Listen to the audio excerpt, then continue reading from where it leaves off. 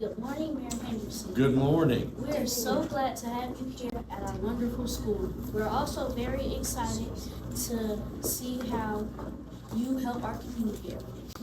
Well, thank you. I appreciate the invitation. My name is Jackson Simmons, and I'm one of the people who's going to be interviewing you today.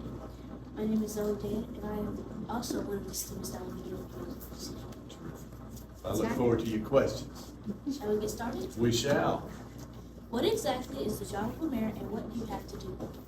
Oh my. The job of the mayor actually has a lot of different jobs, and most of them are spelled out in our charter, which is kind of like the Constitution only for the local city.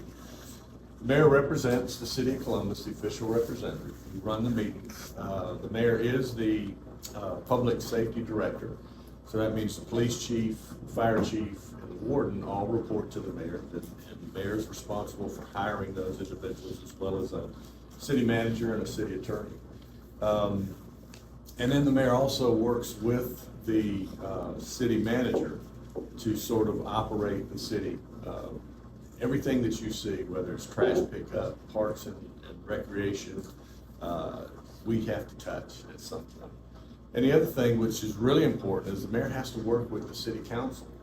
We have 10 elected councilors that work with the mayor. They're the legislative piece. They're the ones that pass the laws and make the rules. So I get to work with them too. What are the biggest challenges you face as mayor? I can only have one. No, actually, I tell you, I think one of the biggest challenges really in the world today is trying to work and make sure that people feel like you're valuing their opinions, right? You have to respect people. You can disagree, but you can do it without being disagreeable. You just try to find that middle ground. You can't always do it. But when you leave that meeting, I hope that the individual knows I paid them the respect of listening and weighing their words before I make a decision. It's hard to do sometimes. Sounds like it. What do you think is the most important thing you have accomplished so far as the mayor? Getting right here today is what probably we've been very lucky. We've worked with a lot of great people because nobody does anything on their own. They all have to collaborate and have to partner. We've had some great partners, to include the Muskogee County School District. I think most people who were in a leadership role a few years back would tell you that we're proud of having navigated the pandemic. And I don't really mean the flu and the illness, but the way people reacted to it, because it caused a lot of people a lot of anxiety, and it took a lot of folks with some cool heads and clear thinking from federal on down to local to help us get through that. And we actually came through that with our budget in good shape, and I really feel like we helped create an environment where people could be as safe as possible. But I'll throw one more at you. I only get one, but let me mention one more.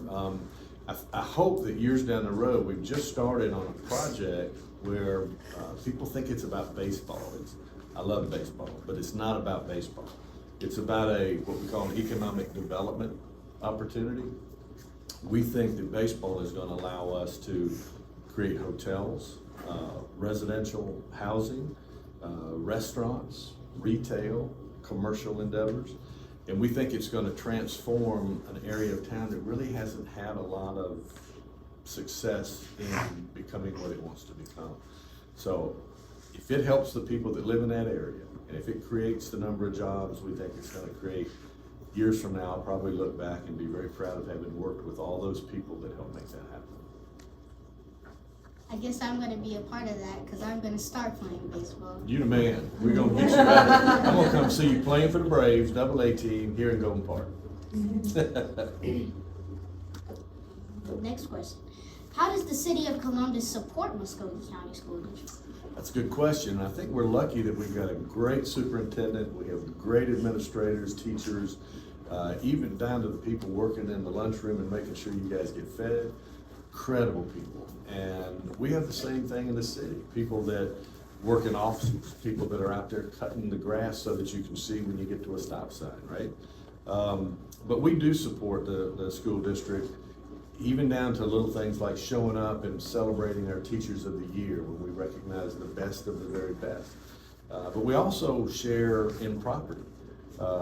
Quick example, when my daughter 100 years ago was playing softball at a high school, we did not have a field at the high school, so the city allowed them to use for their home games a field down in a park.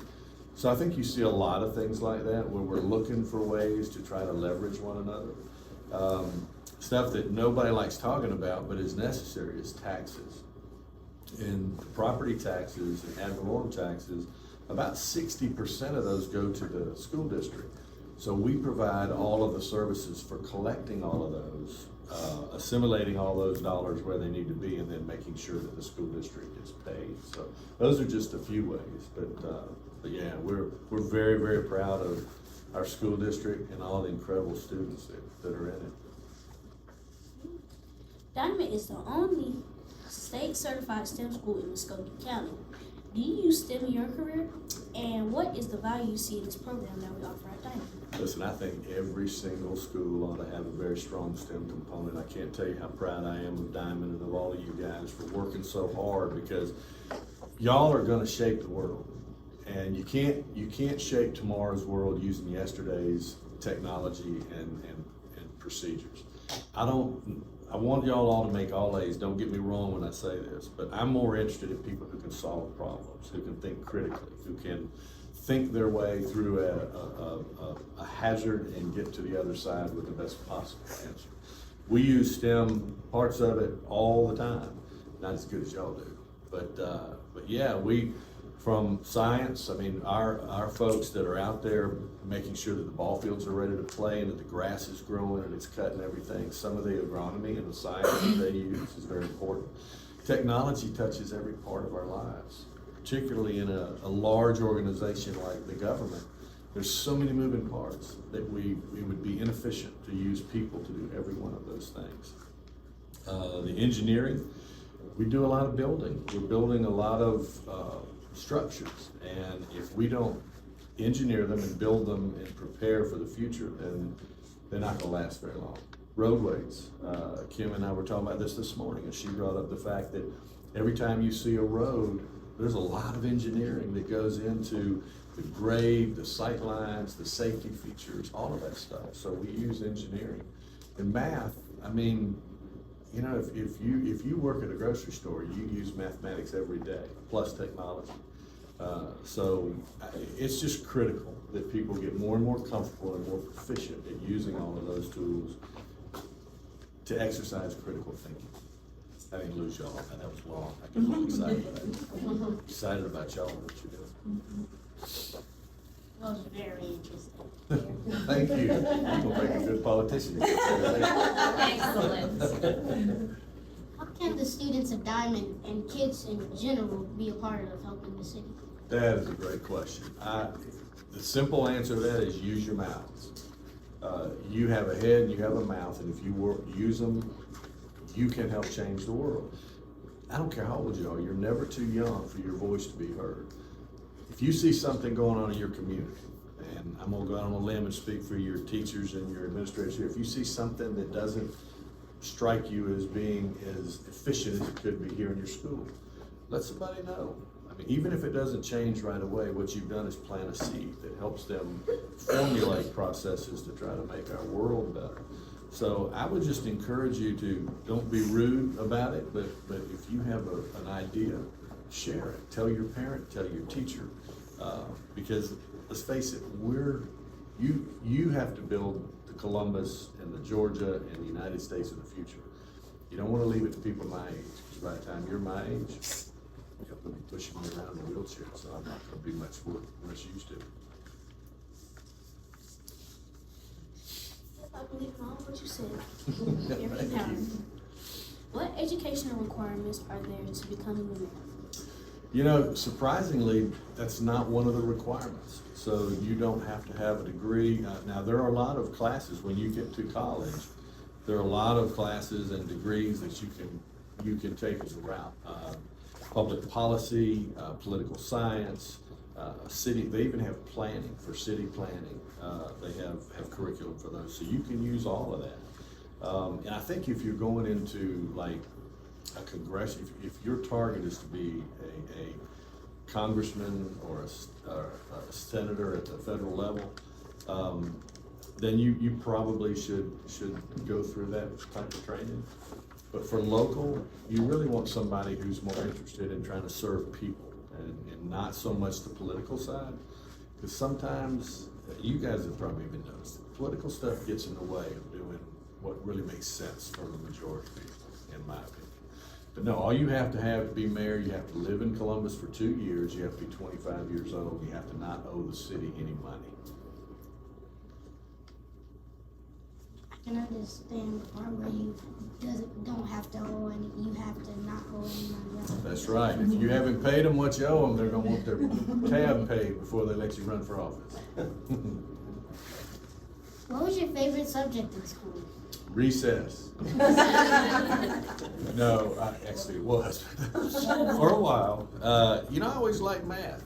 I don't know, just math was something I could make sense out of as you kind of use, and I still use math a lot nowadays. I don't like, I'm not very fast with a phone, so I can usually kind of figure out a rough estimate before I can find that calculator app on my phone. So, yeah, I like math.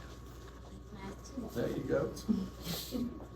If we were to see you out and about, where might we see you? Oh my gosh, I don't know if you want to see me out and about. Actually, visiting different areas of our community. Our children are grown and gone. Not gone, they're just not living with us anymore, which is not a bad deal, by the way. So, we like going to restaurants. We have a couple of date nights a week because we get to go we like going to, even though some great national franchise restaurants, we like going to locally owned restaurants and trying them out. Sometimes going to places that are off the beaten path. You probably see me at different organizations when they have festivals. Most weekends I'm out at rallies or going to things just to try to celebrate this community, try to make it a cool place to live. You see me at church. I think that, just my opinion, everybody has to have a foundation on which they're going to build their ideals and their courage to make decisions that are not always easy. Mine is my faith. So you'd likely see me around St. Paul. And we visit a lot of churches. That's the coolest thing about this job. We have been invited to so many churches, try to make every invitation, just because it's a reminder that it doesn't matter how you worship. Let me tell you, there's a wide range of ways to worship in this community. It only matters that you, at least to me. So that's some of the places you may see. I think that's really cool. Good deal. What kinds of hobbies do you have, and are you still able to do them being the mayor? Actually, I will tell you that my golf handicap is not looking too sporty. I do like playing golf. It's a sport that I felt like I'd better get to learn how to play, because as I got older, it was probably the only sport I could play with my son, who is a firefighter. We should have brought him in here. Y'all have more fun talking to a firefighter. But yeah, so I play a lot of golf. I like reading, and I actually like, not gardening where you growing the vegetables. My wife likes that. But I like working outside in the yard. It sounds terrible, but I like working up a sweat. I like, we got a little bit of land, and I like cutting the trees down and when they're not doing well, and just working out and around the house.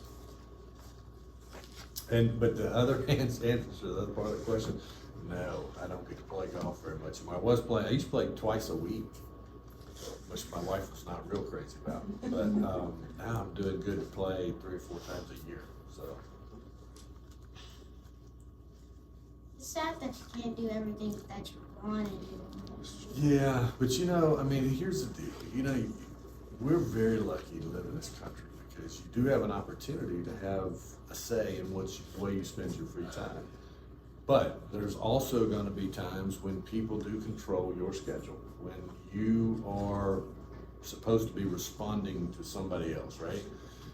You still have a choice to make, and that is how you react to that. I've seen people completely ruin an opportunity that they didn't even know existed by the way they kind of pouted and didn't embrace the opportunity. The other decision you can make is to not let it impact how you look at the outside world.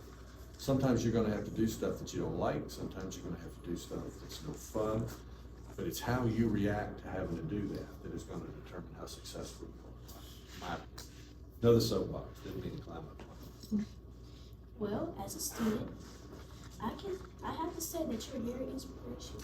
I bet none of your teachers ever had you do something you didn't really like, right? You can tell me. You can tell me.